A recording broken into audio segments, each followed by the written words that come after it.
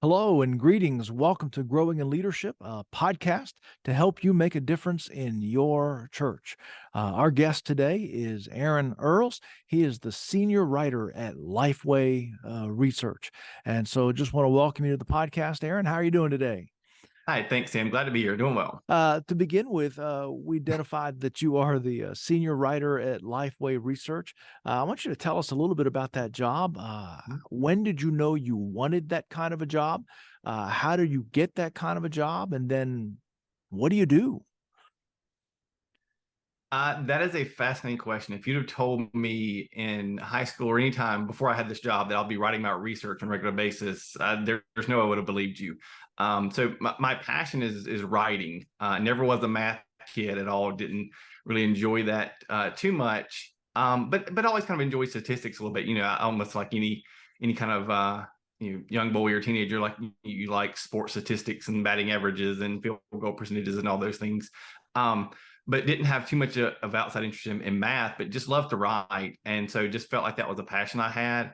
And then I was serving in public relations at a Christian university and felt God call my wife and I and our family to seminary. And so moved to Wake Forest to attend Southeastern Baptist Theological Seminary, graduated the MDiv there, and just knew I was going to write, and hopefully God was going to provide a way to pay for that or a way to support our family. And so a door opened up at Lifeway to come work here. The first position I had served at a magazine we used to have called Facts and Trends, Ah, yes, I which remember that well. Yeah. Yeah, it did a little bit of kind of research, writing, and stuff for church leaders. And so that since kind of got folded into the Lifeway Research umbrella. And so kind of as that got folded in, I've been at Lifeway now about 10 years. And so just kind of it kept, kind of moving in that space. And so now I'm the senior writer for Lifeway Research. So, and I love it. Well, fantastic. I think I was in a small article in one of the early magazines for Facts and Trends. And the biggest thing I got from that was I had some seminary friends call me and say, man, you have gained some weight. So that was the bonus. That was the fact and the trend that they noticed in my life from my appearance in Facts and Trends magazine. One of the things I noticed about you is that your Twitter handle is at Wardrobe Door. Tell me why you are Wardrobe Door. Yeah, so that's part of my kind of love for writing, I guess, comes from a love for reading, and so it's a C.S. Lewis reference. I grew up with Lewis. My mom read me the Narnia books as a little boy, and just kind of fell in love with that world and that idea and those concepts. And then as I grew older and started kind of discovering how to make my faith my own and what that means to be a believer on my own and not just kind of inherit my parents' faith. I really was attracted to and encouraged by his apologetics writing. Sure. And just his, Mere Christianity and a lot of those works. And so, it's just homage to him and just the influence that Lewis has had on my life. You kind of, encouraged me in the faith early on and then helping me navigate that kind of tricky late teenage early college years of kind of deciding, is this what I really want to follow, is what I really want to believe, and is there rational grounds for the Christian life, or are these beliefs we hold to, are they relevant, are they rational? And Lewis helped me kind of in both those realms. And so it's been my Twitter handle for how many years I've been on Twitter. I've had that for a while. So well, I love that journey because that's one of the journeys we really want to help our folks with, to discover faith early, to discover it as a child. There's no sense waiting and putting it off, but that transition to know, okay, but how do I apply that faith that I had as a child as an adult? So I love the fact that you have that journey and the fact that C.S. Lewis helped you with that journey. Now, there's one Chronicles of Narnia question that I have to ask, and that is, do you read the books in the order that they were published or in the chronology of the story? okay, so I was worried you're going to ask me which one my favorite. That's a hard question. The reading order is an easy question. The reading order is the order they were published in. You have to ignore all of the ordering that HarperCollins puts on it now. You have to read them. You start with Witch and Wardrobe. And Magician's Nephew is the last one. Magician's Nephew is the next to the last one. You end with the last battle, which is the last battle. Okay. Magician's Nephew is a prequel, and it works really well as like Oh, that's why the lamppost is in Narnia. It doesn't work well to introduce you to Aslan and Narnia and those things. So yeah. All right, now this isn't the topic of our conversation, but the last time you read one of the Narnia books was? Um, this week. So I'm Really? yeah, not fully through. I'm just reading through it. In like my spare free time, as you know, full time job and parent of four. I also write at my website. And one of the things I'm doing is kind of going back through a read along a chapter a week for the Chronicles of Narnia. So I'm preparing for that one. I haven't started. We finished Line the Winter Wardrobe on the website earlier this year. And so later this fall, we'll start Prince Caspian. So I'm kind of starting my read back through again for Prince Caspian now. So Man, that is awesome. Fantastic. Well, let me just ask you a couple of questions about research in general, and then kind of zero in on how it impacts the church. One of the things, do you have any advice for us as we listen to polling and to research? It would seem as though, you know, one third of every newscast or things that are posted online are, here's research, here's a poll, here's a study that's been done. They're not all the same, are they? How do we determine, like, "Oh, I should really listen to this," and how do we determine, like, "Okay, that's junk?" yeah, that's a really good question. I think the first kind of the easy thing would be to do is make sure you get an actual source. There's so much research that's shared where somebody tweets it out, or even they might put together a nice image and a graphic and all this stuff, and they may even say source, Life of Research, source somebody else, but there's Yeah, no link, no real way to check out the facts of those things. And so I think the first thing would be is make sure it's actual legitimate resource that you can go and check. Oh, here's the study, because that already kind of lends it to, okay, they've at least done some kind of research. And then I think another aspect would be to make sure it's a representative sample. What I mean by that is that they're trying to get a representation of who they're talking about. If we're doing a research of all Americans, is it representative of Americans? Or is it, I did a poll of my Twitter followers? Those are not the same things. right. Or, if we're trying to get churchgoers, is this a poll of churchgoers? And does it bring in enough people who are attending church to actually give you a picture of what churchgoers look like? So I think if you did those two things, you check the source, make sure it's there, and then make sure that it actually polls an actual group that they're talking about. I think you would weed out probably 75% of the junk that's just out there. There's just, if those two simple keys kind of could help really cut down some of the waste. You know, and we do love polls and statistics, because I said one third of all newscasts are are polls without having any sense of that. You just said 75% could be Yep. weeded out. So we're all kind of guilty of, like, I tell folks all the time, and that's a number that I just made up, but it sure sounded good. Um, so if we think, well, when I think about Lifeway, with this material that you write with and that you react to, how much of that is Lifeway conducted research, and how much of that is research that you've just gathered from other sources? Sure. So we at Lifeway, we usually produce about a release, some kind of study every other week.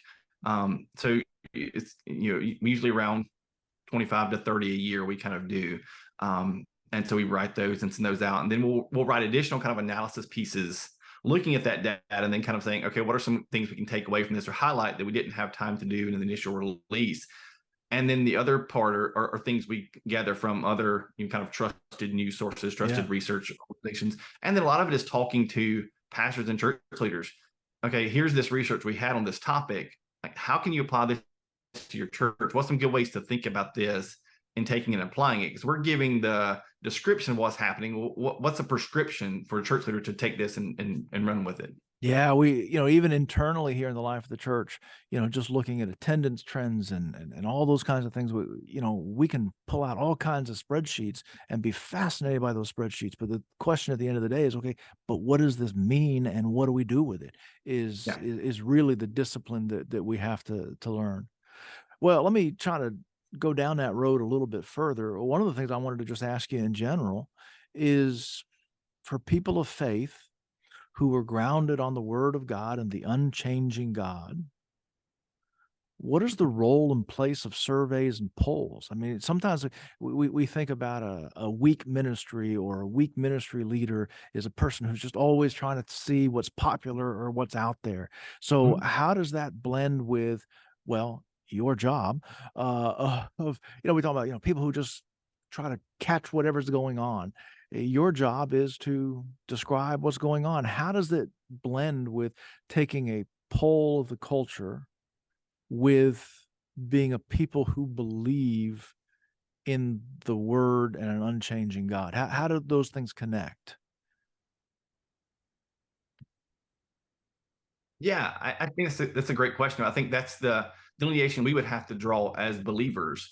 I think research for us gives us a kind of the lay of the land. This is what it looks like in and around us. It's a piece of information we can take in and say, okay, here's what we have. It almost serves as a map. If we're not kind of Google Maps that gives us step by step directions, but like a paper map, we fold out. Okay, here's everything in front of us. This is what it looks like.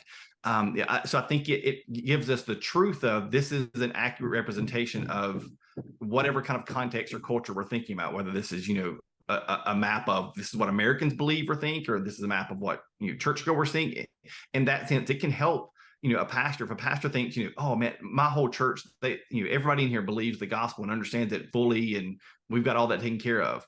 But then if you did research on their church, they may not find that. We find that for most Americans, like churchgoers often are confused about some really basic core Christian doctrines. So I think the as a map, it can give them a good picture of that. But you bring up a good point. If we think about how that can be a negative, I think if a church uses that instead of a map, if it uses it as directions to guide it, then it's getting into problems. I think those are the distinctions we can kind of draw of, like, it's a map, it gives us truth of a picture of things, but it's not directions to tell us the true way to go and what to follow. I think, as I think about the question, we do have an unchanging God and an unchanging word, but we live in a constantly changing world. I mean, there are things that are different today than there were 18 months ago. Than, if you go back 10 years, if you go back, 30 years, it is constantly changing. And the culture in which we do ministry, and even how that sometimes is present in the life of our congregation. I think it's important to know those things. And so I'm grateful for the work that you do. I would ask you, apart from, the assignments that you get, um, what fascinates you? What is it that you're like, man, oh, I'm excited. We're doing a survey on this, or we're studying this topic, or I hope we do this again. Well, what are some of the topics of research that just fascinate Aaron Earls? My favorite ones are probably our surveys of churchgoers. To me, you kind of get the most interesting looks there. Our surveys of pastors are interesting. They're good, and they help us kind of give a lens of this is what most pastors believe about topics and what they experience, and those are good and helpful. But honestly, I think even the churchgoer thing is maybe even more helpful for pastors in that it gives a snapshot of, like, this is really what's happening in the body of our believers. This is what's happening in the pews. These are what people are thinking and going. So I'm always interested to see exactly what is going through churchgoers' minds and how they are perceiving what's being taught, how they're understanding the gospel, what that looks like to them. And so, just kind of as a general topic, I enjoy the churchgoer surveys. Ones we've done recently that I enjoyed. One of the benefits of kind of my job I'm moving to is I'm able to help contribute into, like, the planning and preparation for the research. I can help, advise on, like, these are some topics people are talking about.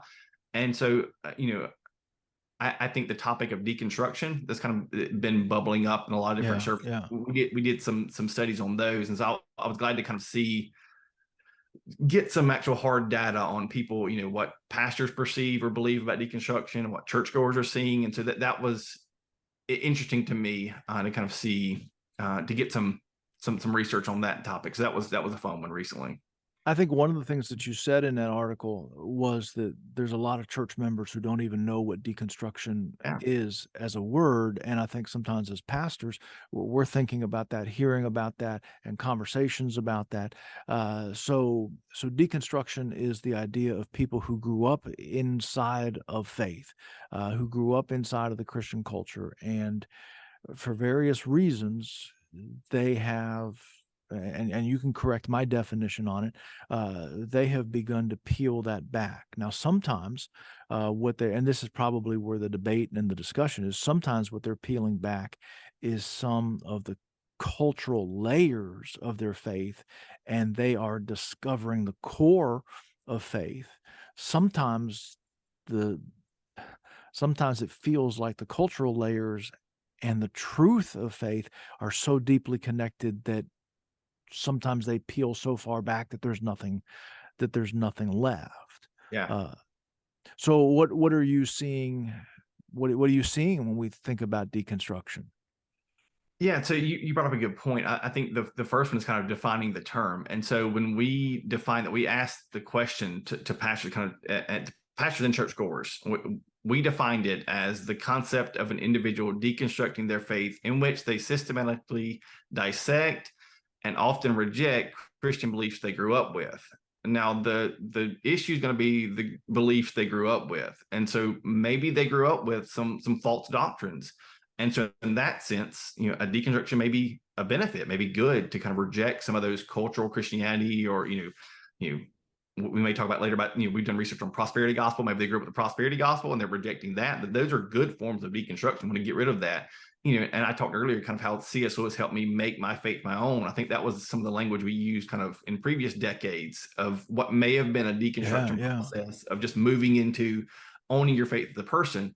But I do think we are seeing just a kind of growth, or at least a growth of discussing people who grew up kind of in evangelical circles, and as they grow older, decide to reject that completely and abandon all kind of orthodox beliefs. And so that's a trend worth tracking and discussing as that kind of becomes more prevalent in culture. I think that's really good conversation because we're in a university town.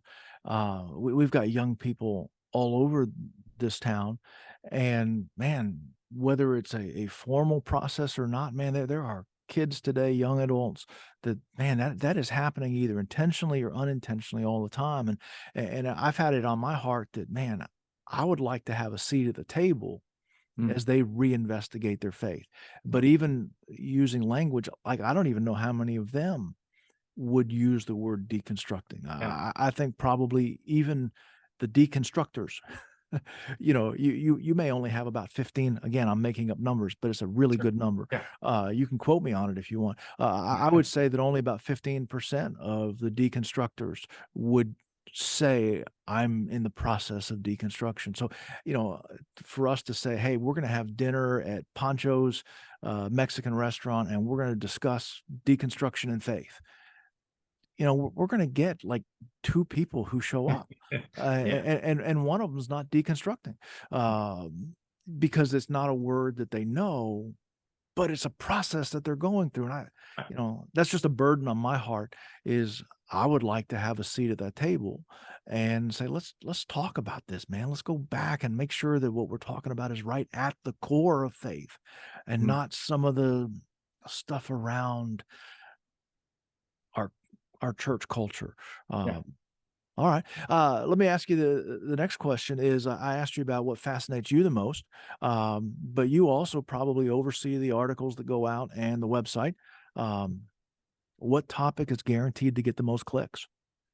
This will not shock you, but one of our primarily read pieces that gets most web traffic all the time is about the end times. Um, so we did a survey in 2020 about what pastors believe about the end times, whether it's like certain current events or part of the end times. And so that survey of pastors is since 2020 has been one of our most trafficked sites. But another one that's also interesting, it relates to kind of the deconstruction in the college town atmosphere you're talking about, is our dropout study of teenagers. And so Yeah. every few years we do like this intensive study of interviewing young adults who are raised in the church, who regularly attended the church for at least 1 year as a teenager, and how many of those are still attending, or how many of those drop out for at least a year. And so 66% of teenagers raised in the church that attended for at least, regularly attended for at least a year, drop out by the time they hit young adulthood. And so that one, because we're really the only one that's done that kind of study in that depth. And so that one gets a good bit of research. So people are wondering, how do we what's the reality of this? Because people make up all kind of numbers again about that thing. But okay, what's the reality? But then how do we do something about that? How do we help engage and re-engage, teenagers, young adults, to keep them plugged into the church and not, doing that deconstruction they may not even realize they're doing. So one of the benefits of that piece of research that Lifeway does is that you're doing the same question over and over and over and over again. So what is the trend line that you're seeing on that question? Because any year that the snapshot comes in, Mhm. I doubt that any year that you look at it and say, "Oh, well, that's good news." I think most of the time when I hear that number, it's a, "Ooh, that's tough." Yeah. What's the trend line if I'm not following it every single year? So we've done this twice now. We'll be due to do it again in another couple of years. We did it in 2007 and then 2017. So the next one should be, if we kind of continue the trend every 10 years, we should do one in 2027. So it actually dropped from 2007 to 2017. Not a lot. So you're talking in 2017, it was 70%. So in 2007, it was 70%. Now, the most latest one in 2017 was 66%. So a 4% drop, that's a little bit out. It's around the margin of error. It may be a little bit below. So, you can't say there's necessarily a trend that it's reversing itself or it's improving. So they're similar, but we can say that it's not growing worse. It hasn't gotten worse in the last 10, 15 years. Okay. That's at least a positive thing. That we may think it's, everything's getting worse and they're all leaving, but it's not getting worse. But we're not sure yet until we do the next round whether it's actually getting better or not. Do you have, and we've talked about this a little bit, but do you have any applications from just that piece of research of dropout of church youth? Yeah, there's a good bit of stuff with that. We're continuing to do kind of more analysis on that since then. One of the key things, I mean, obviously, is for parents to be involved in church. It's great if we can reach teenagers whose parents aren't there. If we can get them, have them meet Jesus, they can change their families. But just the statistics say, if the parents are involved, they're more likely the teenager will continue to be involved as they get older. And not just the parents of teens, but the parents involved in serving. Those all factors, factors that the parents can be involved in and can contribute to. Like if they're active and they're involved, they can help lead to this more likelihood of their teenager continuing on the faith. Other stuff would be that the teenager read the Bible on a regular basis. And then as far as their involvement in church, if they're active there and they're serving helps keep them plugged in. And then the more adults in church that aren't their parents that are plugged in and involved in their lives and care about them, and the teenager feels like I'm connected to this person, the student pastor, this volunteer, the youth ministry, or this other person in my life group, the more people they have plugged into them and caring for them and you asking about them, the more likely they are to kind of continue on in church. So there are several factors that the Yeah, parents yeah. involved, the teenagers involved, and the church can involve, can help increase the likelihood that you're not losing teenagers as they go off to college. Oh, I love that. That's a great challenge for our church, and I'm gonna clip this and forward that to some of our key leaders because that's a great word. Well, I wanted to just kind of hit a couple topics and just see what comes to mind when I mention them. What is something that you see in your research that's happening inside the life of the church that we should know about? So I think one of the biggest trends, and this probably won't surprise a lot of people, is the growing acceptance of treating live stream as a replacement for physical church attendance. So one of the research things we do every year is the state of theology study, and we do that every 2 years. And so we've asked, before COVID and everything else, we were asking, is worshiping alone or with your family a valid replacement for physically attending a church? And for the most part, you would have about 50% or so Americans and about 30 or 40% of evangelicals would agree with that. After COVID, that jumped to 66% of Americans and 54% of evangelicals felt like it was a valid replacement to just worship at home with your family instead of going to a physical church location. Now we can talk about like there are valid reasons why churches may have paused or moved a line or stressed, hey, this is what we have right now. We need Yeah. to rally around this. And churches were doing the best they could in difficult situations. But I think a lot of stuff that got communicated to the churchgoers were, this is okay, you can just do this. And so now that they've come back, we haven't seen a return of all the previous churchgoers. Basically, every church across America, not every church, but on the whole, churches are running about 80 to 90% what they were before COVID. Everybody hasn't come back yet. And a lot Yeah. of those are streaming online and not coming back in person. And this may not be something that you have access to, but do you see any churches that are pulling their live streams and saying, "You know what? We need people back in church. We're not gonna offer, the full service online." Yeah, we've seen some of that. It's complicated. I'll say that the churches that have kept some of the connections and most often grew or maintained their growth kind of out of COVID still kept a live stream based on kind of it. Again, it's a small sample. We're dealing kind of some complicated stuff there, but on the whole, like that really didn't lead to them. They didn't. The existence of that didn't lead to people dropping out. It was them viewing it as a replacement. And Yeah, so I okay. think part of the issue, there's a recent data from Pew Research. If you're familiar with them, they're another really good reputable source. They surveyed churchgoers and people who went to worship services and asked about kind of who's going, who's watching at home, who prefers what. What they found was people will tune in and watch on services for a pastor. That's what draws somebody to watch online as a pastor.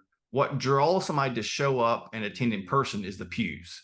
I saw And so that. if they're having a connection with people in the church, in the congregation, and they've made relationships, they're invested in people's lives, they're involved in a small group, like that's going to draw them back into fellowship in a physical, presence more than kind of what pastors may do from the pulpit. Pastors may do from the pulpit may help equip people and serve people and may draw in people to watch services online. But if you really want to get people in the doors, attending, involved in a church, it's going to take people in the pews to be, to have that forming, loving community there. Yeah, that's a good word. You know, for us, and I think for a lot of churches, it is, are we giving folks something that causes them not to come to church? Are we giving them a lesser substitute? And of course, you got folks that are unable to attend, and so that live stream Yeah, really helps.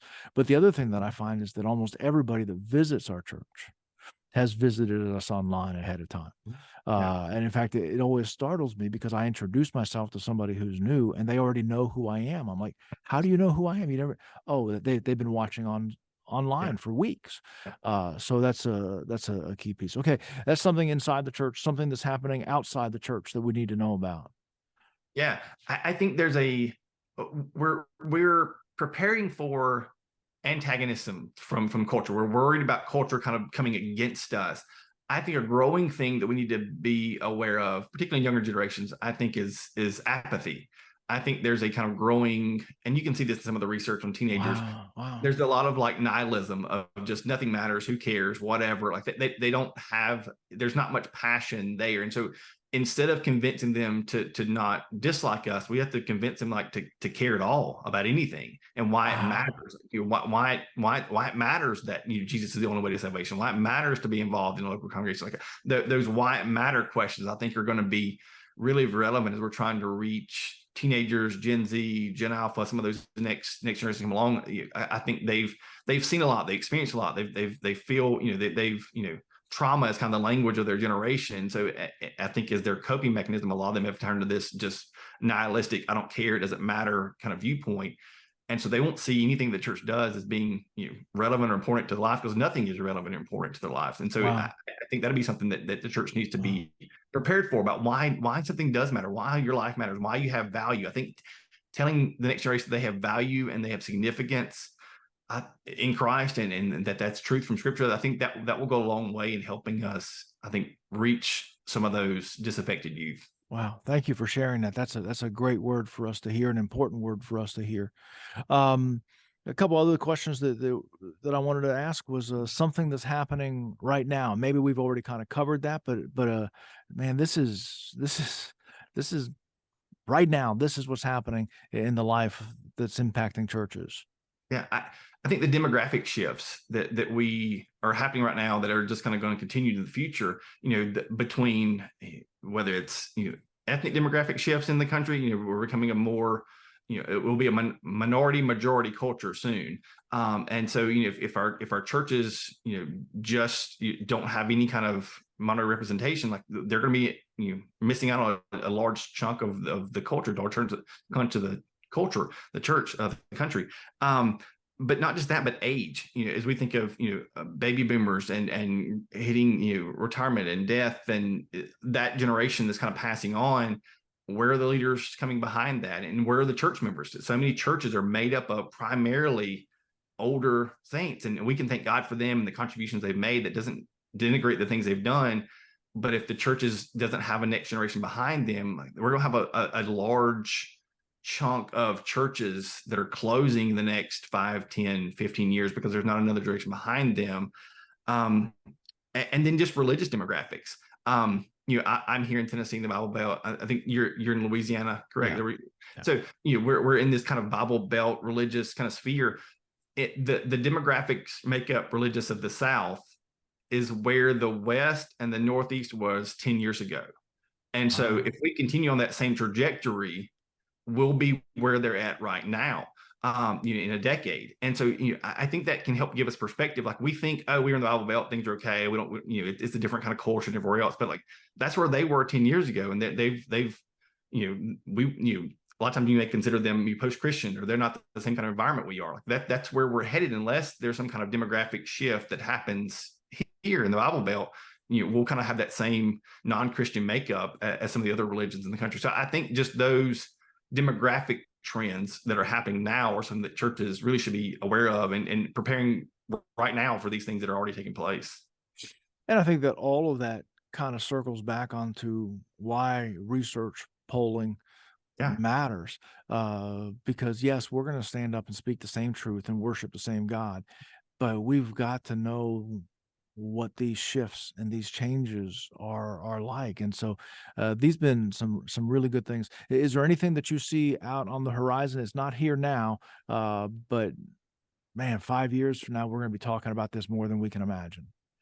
I think the shaping of technology, how technology is discipling us. I just wrote a piece recently about kind of AI and artificial intelligence. And so I don't think most churches are dealing with artificial intelligence right now. It's not kind of a live topic for most church leaders. But I think as that becomes more prevalent, that's a bigger issue. I think as we think about how we gain knowledge, if you go back to probably when you were a child or our child, if you had a question, you went to the encyclopedia. There's a book. You go and find the book and find the right page, and you find now if you have a question, what do? You open your phone and go to Google. What is this? And so we've shifted from we find knowledge and truth in this book, which as Christians would say, well, really is scripture. That's where you're going to find most truth at. So now technology gives us answers and solutions and solves our problem. If you can't do something, I'll go on YouTube and figure out how to do this, fix this mechanical issue. And so we've been discipled to turn to technology for solutions and answers and answer our questions. And so when you have AI popping up that you can have chats with, there's a new app that's out that you can chat with Jesus or chat with Moses, because AI representations of these. And so, obviously we know that's not the case. I mean, you want to talk to God, read his word and talk to him in prayer. But I think there are going to be lots of people that are deceived by that and feel like I can get comfort by talking to Jesus in this chat that's AI chat, instead of having an actual conversation with the real live Jesus through prayer and reading his word. And so I think we're going to be more discipled by technology if we're not prepared for that. So I think churches need to be thinking about how are we helping our people think through critically their relationship with technology and how it's discipling them without them being aware of it, and how they can make sure they're grounding themselves in scripture and not looking to and teaching the next generation to turn to technology for all the answers to everything.